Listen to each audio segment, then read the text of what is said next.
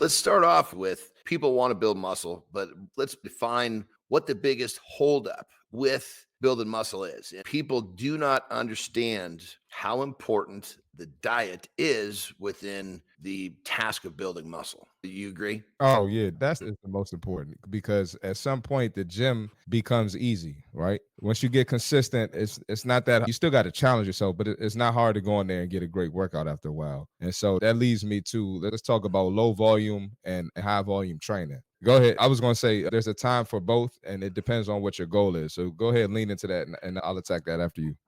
Assuming that the diet is in place, because if the diet, just put a number on it, if the diet is 75% of your equation. Yep. That's the biggest chunk of your success. So assuming that's in place, going on to what Marty brought up, if you want to build muscle, what you have to really be careful that you're doing is overtraining. If you train too much, you're not going to give the body the ability to rebuild, because the idea behind building muscle is to tear it down, right?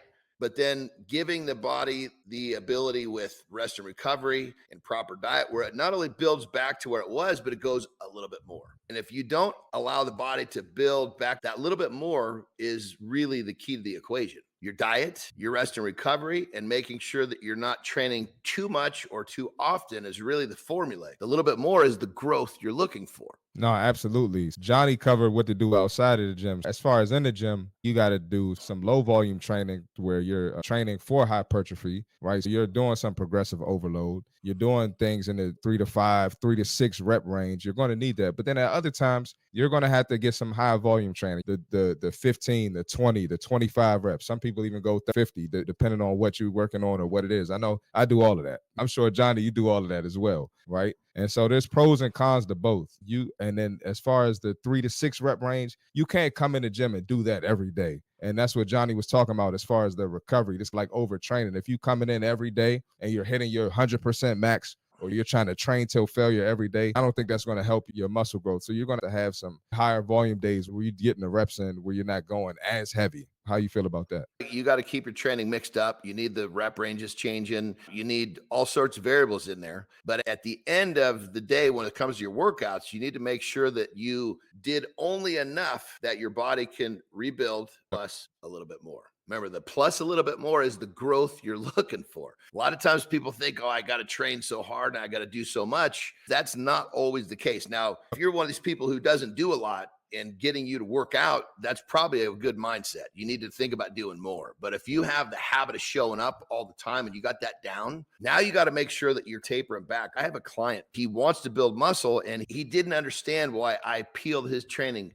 back a little bit. He was just concerned about building. We got to tear back the training a little bit and lean into the nutrition and the rest and recovery to ensure that we're building. So it's a little confusing for people and it's very individualized. If you're already working all the time and your showing up rate is good, then you might have to worry about doing a little less. If you're not getting there enough, then we're going to need you to lean into a little bit more. But let's take a different direction now, bro. Let's talk about performance enhancements. Most people get so distracted with what enhances their performance the most because the biggest performance enhancer, period, end of story, known to a human being, and we're not talking about just physical, we're talking mental, we're talking people are, man, they're looking, I'm looking for this pill, I'm looking for this potion, I'm looking for this button to push. And if you ain't got your sleep down, it doesn't make a difference what button you're pushing. It ain't gonna do a damn thing. To build muscle, if we don't talk about the importance of sleep, I guess we're not doing our listeners the service that we need to be doing. So let's talk about sleep, brother. That's where your muscle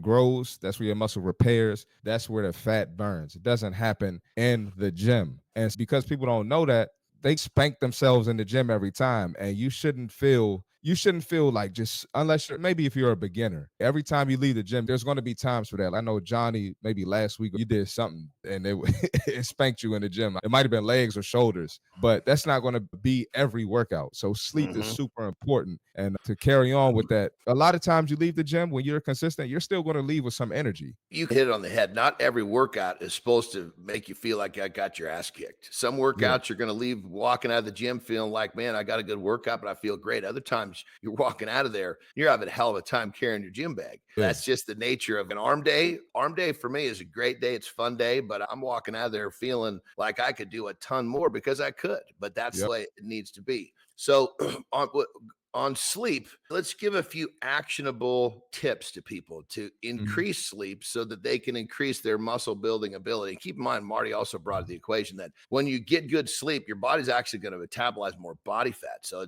that's a Yep. really just a positive side effect. So we're not talking about that. We're talking about building muscles. When it comes to sleep hygiene, there's a few things that you got to really understand. The tips are going to give you the biggest bang for the buck. And the Yep. number one, period, end of story, is to start adapting a set bedtime. Most people have a set wake up time. If you get it, I have an alarm that tells me time to wake up, and I have an alarm that tells me time to go to sleep. And it's just a reminder, because when you start to have those alarms at regularity, your body catches on. It's called the circadian rhythm, and it knows it's time to go to sleep. So you sleep more efficiently. The joke is you sleep faster, because if you're in good sleep, you're getting more done in the time that you're sleeping. The number one thing with sleep hygiene is to start setting that bedtime. What would you say something else for them to think about with sleep hygiene? We get real practical with this. Not only do you have to have a set bedtime, sometimes you got to get your mind and your body and the mindset of going to sleep. So a lot of Mhm. times, if I have, let's say my bedtime is at 9 o'clock, when 8:30 hits, I'm brushing my teeth, doing my night routine. If there's a book I'm reading, I do that in the bed on the way to 9 o'clock or 9:30 or 10 o'clock, whatever my bedtime is. I'm doing that on the way to sleep just to get my body relaxed. A lot of times, if you're scrambling, you're watching sports, you're trying to clean up, a lot of times that might throw you off, but you got to prepare to get your mind and body ready to go to sleep. That's a good one, bro. He's basically talking about the preparation to actually go to sleep, which is great. But unfortunately, many of you guys in busy lives, you're going to have to do what Marty just said in terms of your hustling to get to bed on time.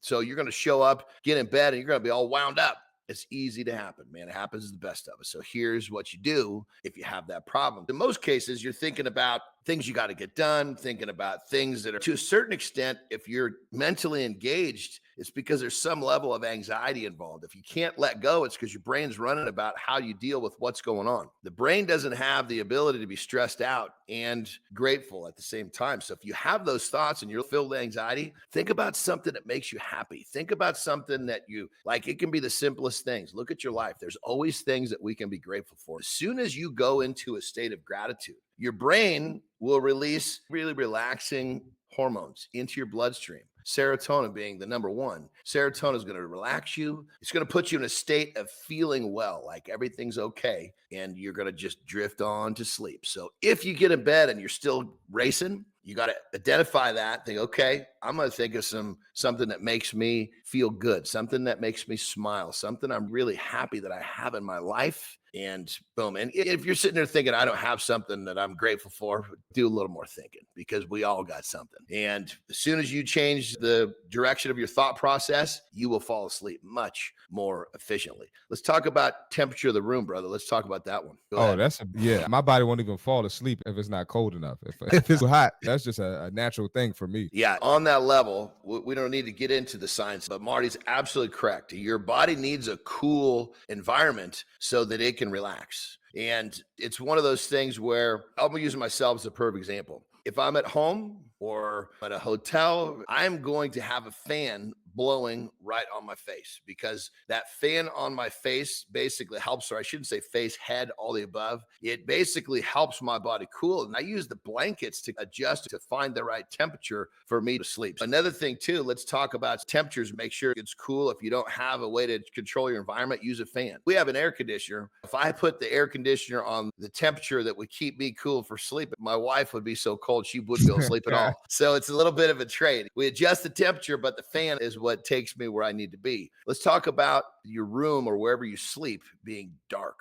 Talk about that one, Mark. Oh yeah, no, that's a big one as well. I don't know the science behind it, but I know me, I got a little sliding door. That thing is shut every night. I need it pitch black, and that's how I get the best sleep. I'm a light sleeper. The slightest bit of light will wake me up, and I find myself progressing more in the gym, my body progressing more. If I'm focusing on getting leaner, when it's dark, I'm getting my best sleep and getting my best results. Yeah. Now, guys, keep in mind, this segment was about building muscle. We jumped around a few different topics, but the most important one is to use your sleep to enhance your performance. That's why we spend a lot of time talking about this, because if you're going to dive into something, sleep might be the element that gives you the biggest bang for the buck.